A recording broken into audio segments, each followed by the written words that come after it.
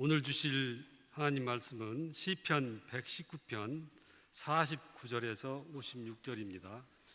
주의 종에게 하신 말씀을 기억하소서.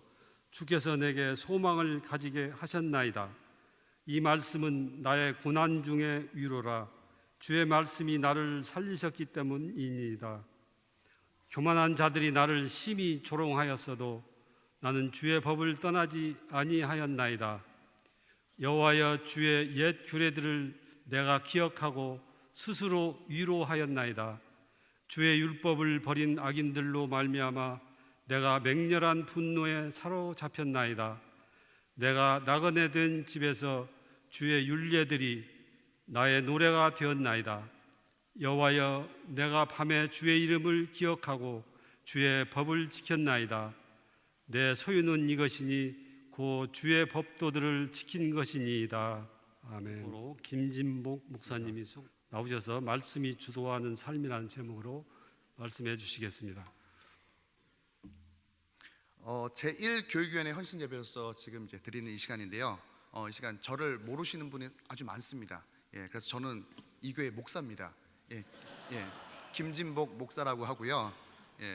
지나가다 그냥 지나가시는 분 많습니다. 저만 인사하고 그런 경우 좀 많이 있는데요. 이 교회 목사 맞습니다. 너무 오버하시는 것 같습니다. 자, 요즘 아이들이 생각하고 있는 것들이 지금 써 있는 겁니다. 저 안에 있는 뭐 게임도 들어가 있고요, 뭐 이성 친구 뭐 다 있는데 가장 가슴이 안타깝고 아픈 건 뭐냐면 교회라는 게 제일 적습니다. 교회라는 영역이 제일 조금해요. 우리가 살았던 시대에는 교회라는 영역이 굉장히 크고 그것이 중심이 돼서 다른 뭔가를 이루어왔는데 오늘날 다음 세대 아이들은 어떠냐? 다른 것이 중심이 돼 있고 그저 교회에 다니는 영역은 거기에 파생되는 일부에 불과하다는 거죠. 이런 아이들을 우리 선생님들이 다뤄야 되고 늘 아이들과 씨름을 해야 되는 거죠. 너무나도 좀 힘들다라는 생각이 듭니다. 자, 다음 화면인데요. 이 그림은 제가 알고 있기로는 실제로 고아 아이가 엄마 품이 너무나도 그리워서 바닥에다가 엄마를 그리는 겁니다. 그려가지고 그 안에 자기가 들어가서 누워있는, 감싸고 있는 그런 장면인데요. 얼마나 엄마가 보고 싶었으면 이렇게 하겠는가, 가슴 찡한 그런 그림이라고 생각합니다. 이걸 보면서 생각드는 것이 뭐냐면 이 아이에게 필요한 것은요, 뭐 게임이다, 뭐 먹을 거다, 햄버거다, 통닭이다 이런 게 필요한 게 아니라 엄마를 만나고 엄마의 사랑을 받는 것, 이것이 필요하다는 것이죠. 마찬가지로 우리에게 필요한 것이 뭐냐? 하나님 아버지를 만나는 것이 중요하고요, 하나님 아버지의 사랑을 받는 것이 중요합니다. 우리 아이들이 하나님의 사랑을 알고 하나님을 만나도록 하기 위해서는 하나님께서 역사하시는 방법이 있는데 그게 뭐냐?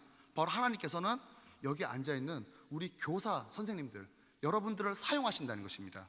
그렇기 때문에 정말 막중한 사명을 가지고 있다는 거예요. 그래서 여러분, 막중한 사명감을 가지고서 오늘 말씀을 받으시는 여러분 될 수 있기를 간절히 소원합니다. 제가 청소년에게 이런 질문을 했습니다. 지금 니들 삶 가운데에 네 삶을 이끌고 있는 다른 뭔가의 힘이 뭐냐? 그걸 질문했어요. 네 삶을 이끌고 있는 것이 뭐냐? 라고 물어보니까 뭐 돈이요, 이성 친구요, 뭐 오빠야, 누나야, 뭐 남자친구, 여자친구, 별 얘기 다 나왔습니다. 그러다가 또 공부요, 뭐 여러 가지 얘기 나왔는데 그러면서 가장 막강했던 힘이 뭐였냐면 하나님의 말씀이 아니라 엄마의 힘이란 거예요. 마음에 들었던 좋든 싫든 간에 엄마가 내 삶을 좌우지한다는 거예요. 그러다 보니까 엄마가 내 삶을 이끌어간다, 이제 그렇게 얘기를 하더라고요. 이렇게 모든 사람의 인생을 살펴보면요, 각자의 인생을 주도하는 뭔가가 있습니다. 뭔가의 힘이 있습니다. 그 힘은 그 인생이 어디로 가는지를 결정해주는 비전이 되기도 하고요, 또 그 삶을 지탱해주는 힘이 되기도 합니다. 가치관이 되기도 합니다. 화면은 이제 제 얼굴로 좀 바꿔주십시오. 어떤 사람은요, 욕심이 주도하는 인생을 삽니다. 많은 것을 가지고 소유했을지라도 이것을 소유했을 때 행복할 거라고 그렇게 생각합니다. 그래서 돈과 명예를 더 가지기 위해서 정말 악착같이 노력합니다. 그러나 가지면 가질수록 욕심은 더 큰 목마름이 있기 때문에 평생 만족을 모르는 불행한 삶을 살게 된다는 겁니다. 어떤 사람은 미움이 주도하는 인생을 삽니다. 누군가를 향해서 미워하고 증오하고 있는 그런 사람들은 어떤 자기의 고난을 감수하면서까지도 복수하겠다는 마음을 갖습니다. 이런 사람은 모든 사람이 적 아니면 친구예요. 그래서 그러다 보니까 둘 중 하나입니다. 그래서 사는 게 굉장히 전쟁이고요, 마음에 늘 평안이 없다라는 거예요. 어떤 사람은 열등감이 그 삶을 주도해가는 인생을 살아갑니다. 이런 사람은요, 항상 남들이 나를 깔보고 있다라는 그런 생각 때문에 무시당하지 않으려고 굉장히 몸부림을 칩니다. 그러면서 자기는 뭘 해도 안 된다는 생각 때문에 시도조차 하지도 않고 포기해버리거나 도망치는 경우가 너무나도 많다라는 겁니다. 또 어떤 사람은요, 다른 사람의 말이 주도하는 인생을 삽니다. 그 사람은 별명이요, 팔랑귀입니다. 팔랑귀. 누가 뭐라고 하면은 그만두고요, 손대지 말아야 할 곳에 뛰어들고요, 무슨 전공을 선택하거나 사업을 하거나 결혼도 다른 사람 말에 의해서 결정되다 보니까 그 인생이 항상 불안하고 힘이 없다는 거예요. 어떤 한 분이 목사님을 찾아와서 이런 얘기를 했습니다. 저 목사님, 제가 요번에 서울대 합격했습니다. 그런 거예요. 그때 목사님이 반응이 뭐냐면, 그래 서울대 들어가서 뭐 하시려고요? 서울대 들어가서 뭐 하시려고요? 그래도 이게 제 평생 인생의 꿈이었고 막 그런데 그래도 좀 축하해 주셨으면 좋겠습니다. 그러니까 거기 들어가서 뭐 하시게요? 나이 50 먹어가지고 서울대 들어가서 뭐 하시려고요? 뭐 이런 거예요. 그 사람은 자기가 젊었을 때 평생 서울대 못 간 게 한이 맺힌 거예요. 그러다 보니까는 나이 먹어서도 계속 거기에 밀어넣는 거죠. 다른 일에 더 인생을 더 잘 설계하기 위해서 거기에 집중해야 되는데 거기에 집중하는 거예요. 그렇다면 여러분, 오늘 이 자리에 참여한 교사들, 또 우리 성도 여러분, 여러분 삶 가운데에 영향을 주고 있고 여러분을 이끌고 가고 있는 것이 과연 무엇인지 한번 살펴봤으면 좋겠습니다. 하나님의 사람은요, 다른 삶을 살아야 됩니다. 하나님의 사람은 원래 하나님의 말씀이 주도하는 인생을 살아가야 됩니다. 하나님의 말씀에 내 인생의 목표를 결정하고요, 그 목표를 향해서 달려갈 수 있는 그 힘을 주고 그 길을 갈 수 있는 지혜를 준다는 겁니다.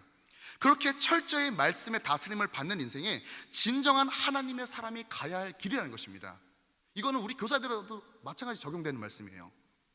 오늘 말씀을 통해서 지금까지 내 인생에 주도해왔던 모든 것을요, 한번 과감하게 한번 정리해버리고 이제는 하나님의 말씀만이 내 인생을 주도하도록 하나님께 맡겨드리는 여러분 될 수 있기를 간절히 소원합니다.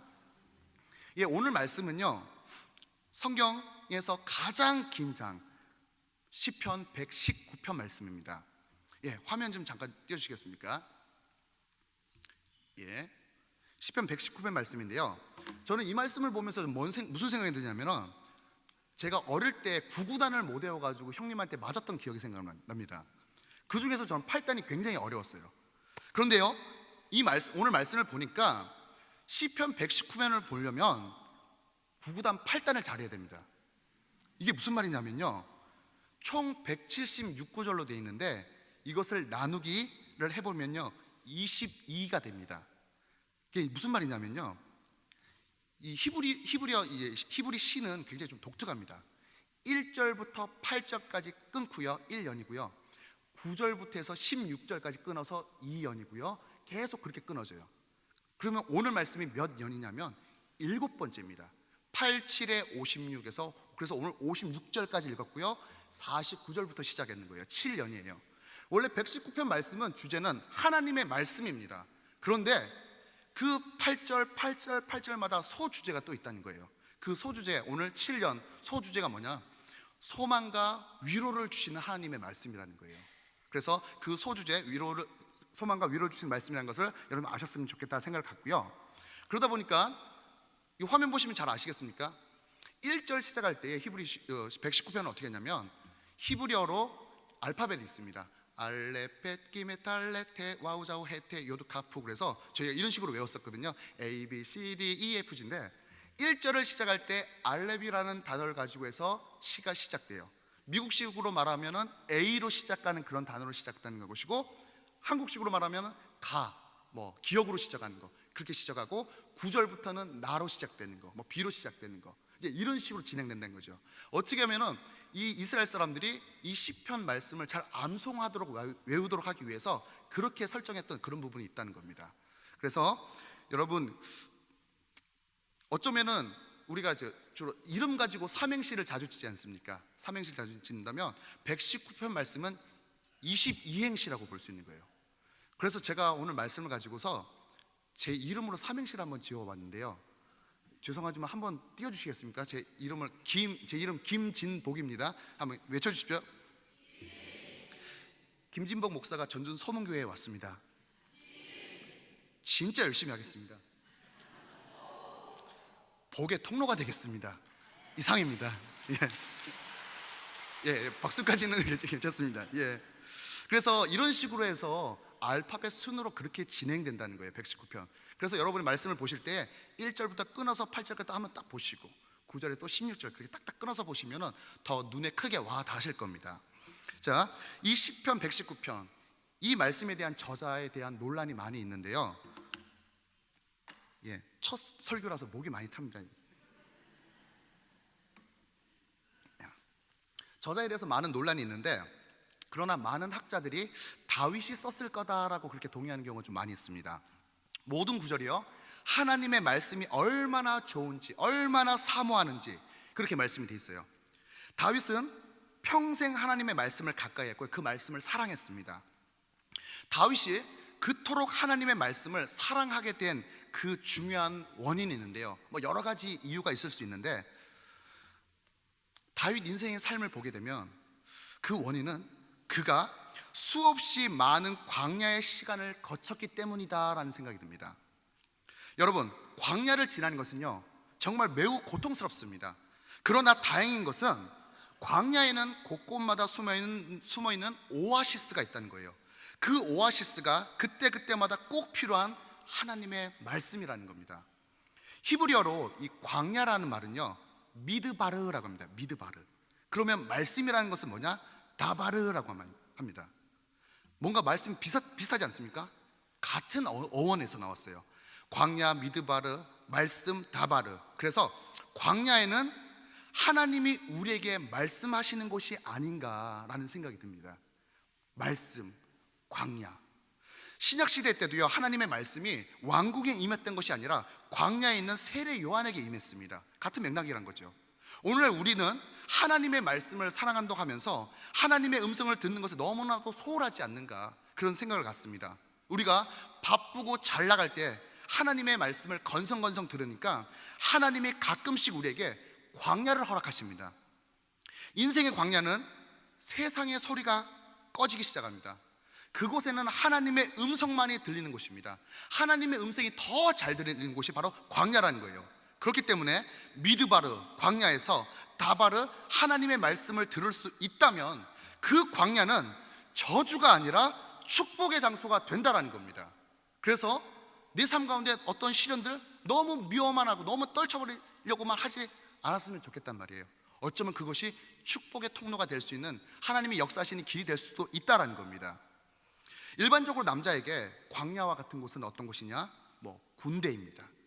또 사업 실패 이런 것들이 있고요. 또 모든 사람에게 광야와 같은 곳이 뭐냐? 어떤 질병, 또 이혼, 또 결별 여러 가지로 있는데 C.S. 루이스라는 사람은요 이런 말을 했습니다. 우리에게 고난은, 다른 말로 광야는 하나님이 우리에게 확성기로 하시는 말씀이다, 말씀하시는 곳이다, 그렇게 얘기했어요. 우리가 편안할 때 하나님 말씀이 안 들립니다. 그런데 우리를 광야로 끌어내셔서 그때 말씀이 들리면 그게 확성기로 들린다는 거죠. 하나님의 말씀이.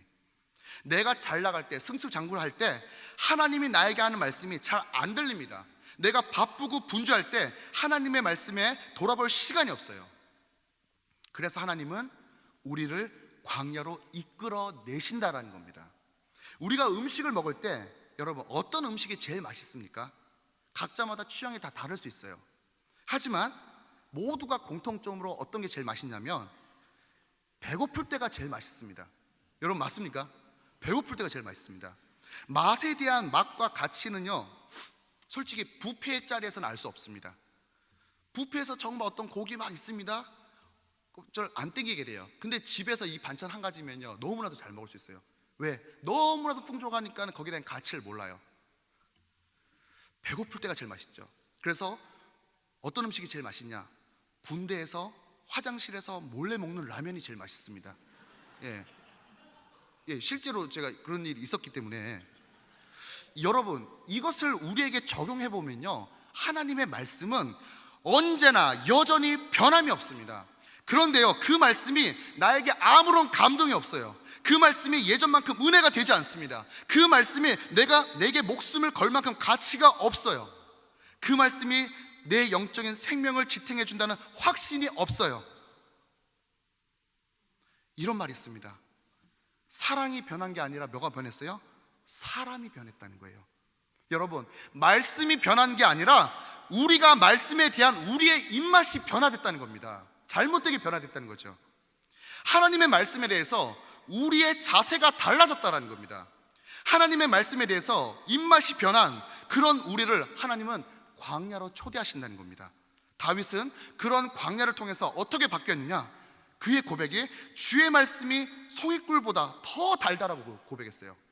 만약에 이 광야를 거치지 않았다면 하나님 말씀 그저 그냥 좋은 말씀이죠, 이렇게 됐을지도 몰라요.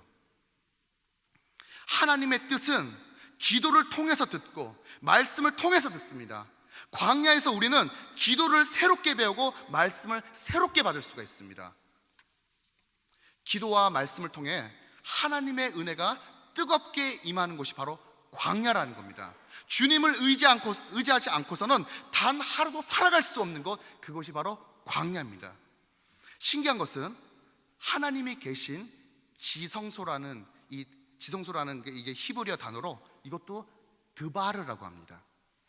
미드바르 광야, 따바르 말씀, 지성소 드바르 모두가 다 같은 어근에서 나왔습니다. 그래서 광야와 지성소, 오늘날 말로 하면 교회는 하나님의 말씀이 똑같이 임하는 그런 공통점이 있구나라는 그런 생각이 듭니다. 음식이 가장 맛있을 때 춥고 배고프고 서러울 때입니다. 하나님의 말씀이 제일 맛있을 때는요, 고난의 광야를 거칠 때라는 겁니다.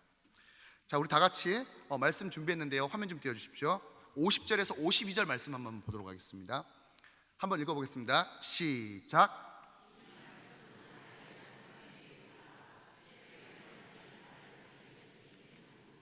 계속 읽겠습니다.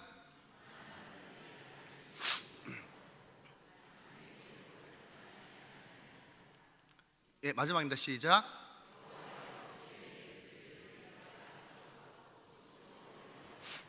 예, 아멘.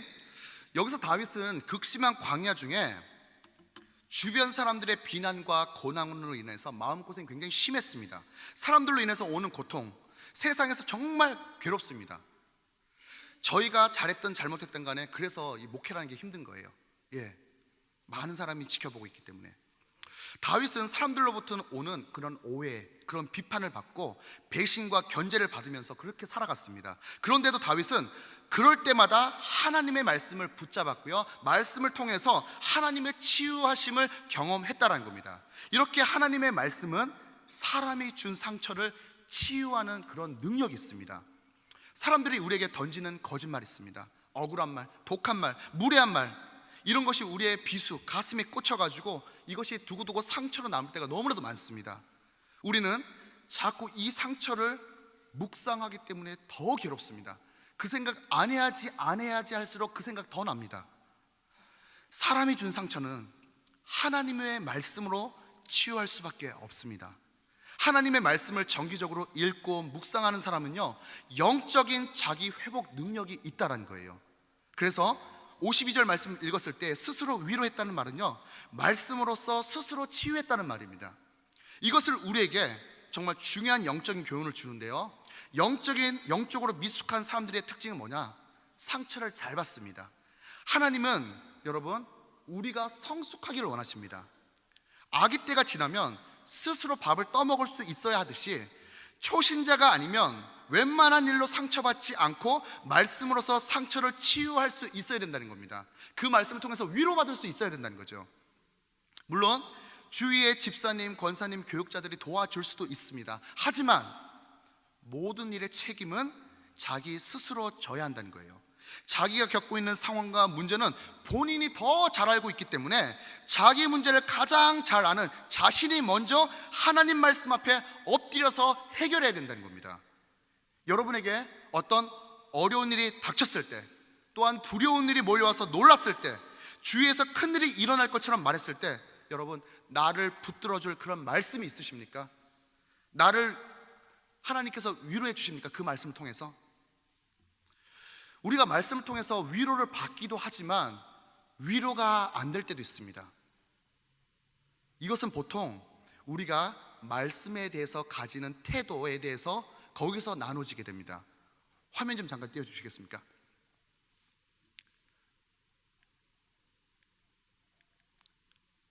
자, 여러분에게 질문합니다. 나에게 성경이란?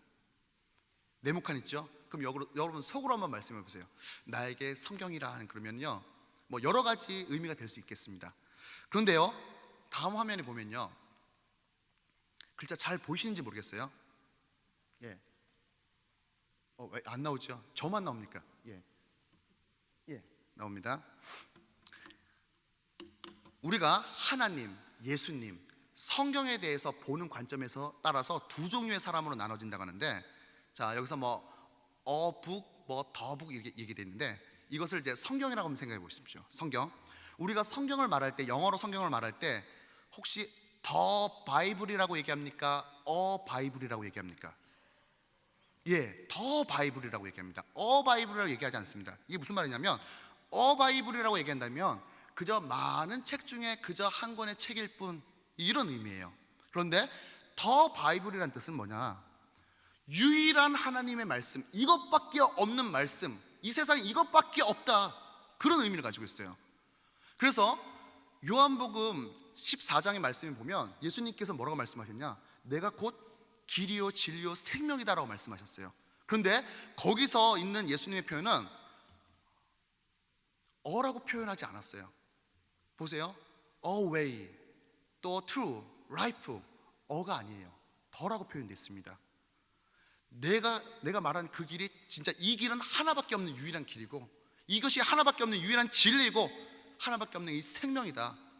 나를 거쳐야 된다, 그 말씀이죠. 결국 제가 하고 싶은 말은 뭐냐 하면요, 우리가 하나님의 말씀을 대할 때, 우리 교사 선생님들 말씀을 대할 때 하나님의 말씀을 더 바이블로 보고 있습니까? 아니면 어 바이블로 보고 있습니까? 여러분 여기 대해서 한번 스스로 자문 한번 해봤으면 좋겠어요. 여러분, 하나님의 유일한 말씀, 하나밖에 없는 말씀, 나를 살리는 말씀, 그렇게 여러분 마음의 자세를 갖는다면요, 그 말씀이 나에게 힘을 줍니다. 위로를 줍니다. 하지만 많은 책 중에 하나다, 그렇게 보시면 그 말씀이 읽어도 아무런 위로가 되지 않습니다. 아무런 힘이 되지 않아요. 그냥 다른 책하고 똑같습니다. 읽는 거랑 똑같아요. 결국은요, 나에게 성경이란 하나님의 말씀이 되어야 되는데 그렇게 되지 못할 때가 많다는 얘기예요. 그러니까 위로가 안 된다는 얘기죠. 결국 우리의 문제는 우리의 태도의 문제 때문에 그런 일이 발생한다라는 겁니다. 그래서 여러분 모두가요, 하나님의 말씀에 대한 태도가 바뀜으로 인해서 정말 하나님의 말씀 통해서 치유함과 위로함을 얻는 여러분 모두가 될 수 있기를 간절히 소원합니다. 예, 여러분, 내 안에 하나님의 말씀이 들어오잖아요. 그러면 들어가고 또 위로를 얻는 삶은 어떻게 되느냐? 어떻게 달라지느냐? 이렇게 달라집니다. 어떤 장로님 한 부부가 계십니다. 그분이 신혼 때 있었던 얘기인데요, 성격이 너무나도 안 맞았대요. 그래서 정말 많이 싸웠는데, 그런데 이 장로님의 특징은 삐지거나 싸웠다 하면 말을 안 했대요. 그냥 어쩔 때는 한 며칠씩 말을 안 했고, 심할 때는 일주일 그 정도 이게 말을 안 했대요. 그래서 그 권사님이 젊었을 때 정말 많이 힘들었답니다. 역시나 이 젊었을 때 장로님하고 또 이게 아침에 또 티격태격 한판 또 전쟁이 있었대요. 권사님은 짐작으로는 이것도 일주일짜리구나 생각해서 또 일주일 동안 또 심심하게 말도 못하고 또 가겠구나 이런 생각을 했대요.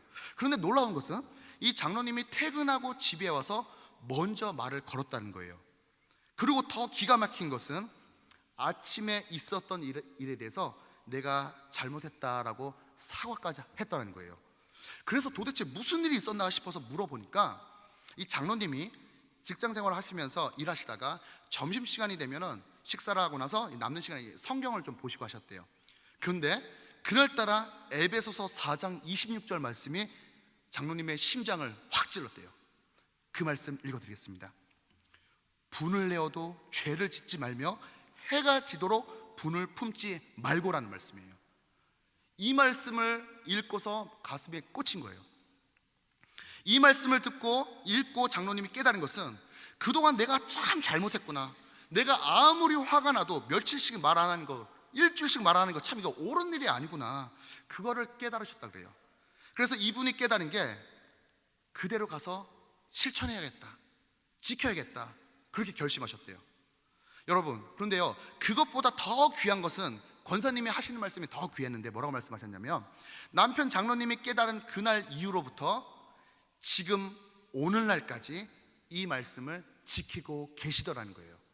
그날 이후부터 말 안 하고 하는 거 사라졌다는 얘기예요.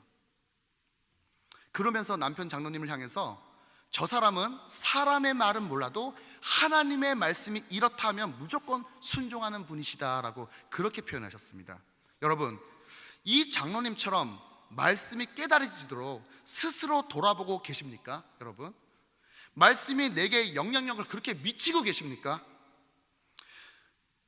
그렇기 때문에 우리는요, 성경을 뚫는 것보다 더 중요한 게 뭐냐, 우리가 성경을 보고 막 독파해야겠다, 뚫는다, 이것보다 더 중요한 건 뭐냐, 말씀이 우리를 뚫고 지나가게 하는 겁니다. 우리가 말씀을 읽다 보면은 나중에 이걸 내가 뚫는 것 같지만 그 말씀이 나를 뚫어버립니다. 그래서 내 삶을 변화시켜 버립니다.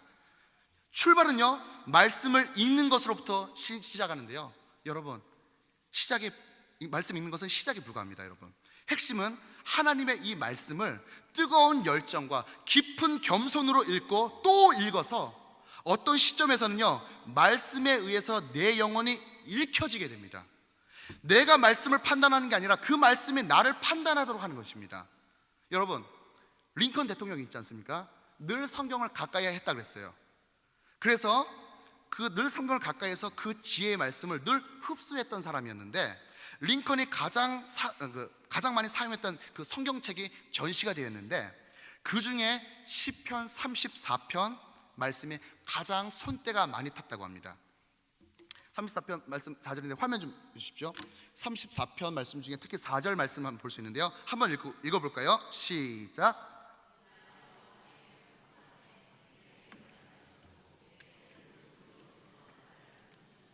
아멘.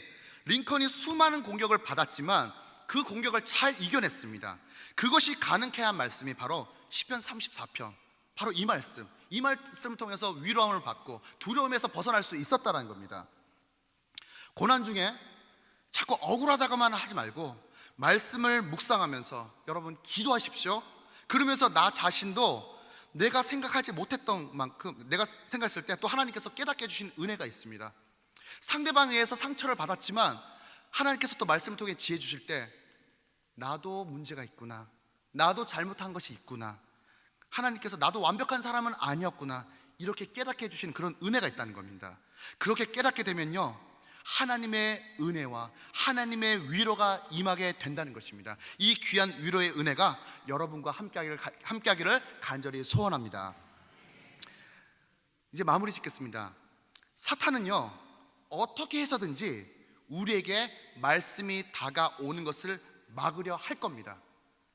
그동안 우리가 영적으로 막 휘청거렸다면 말씀이 내게 임하는 것을 사탄이 막고서 공격했기 때문입니다. 지금 이 순간부터 더 이상 마귀한테 여러분 당하지 마십시오. 당하지 않기를 결심하십시오. 오늘부터 하나님의 말씀이 내 인생을 주도하도록 그렇게 하나님께 좀 맡겼으면 좋겠습니다.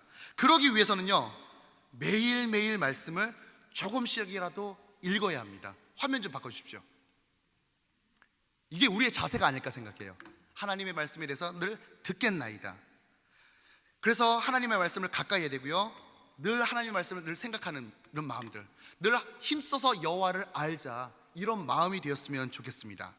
주위의 사람들이 자신에게 하나 빼먹이 제가 빠뜨린 게 있는데요, 하나님의 말씀을 늘 가까이 하면서 이제 그런 시간을 제가 좀 마련하게 됐는데, 이제 드디어 3월 9일 날 교사대학이 있습니다. 우리 교사들 교사대학이 있는데, 그래서 구약의 파노라마라는 것으로 해서 교사대학 때 교육이 이루어지는데, 그때 주 강사가 접니다. 제가 다 시킵니다. 그렇기 때문에 제가 지금 다 눈도장 다 찍어놨어요. 모두 참여하셔서 말씀을 재밌게 배우고 말씀을 가까이 하는 그런 귀한 시간이 되었으면 좋겠다 생각을 합니다. 자, 그리고 여러분, 주위 사람들이 자신에게 어떤 나쁜 말을 해도요, 여러분 솔직히 말해서 신경은 쓰이는데 신경 쓰지 마십시오. 왜냐하면요, 하나도 안 이루어집니다.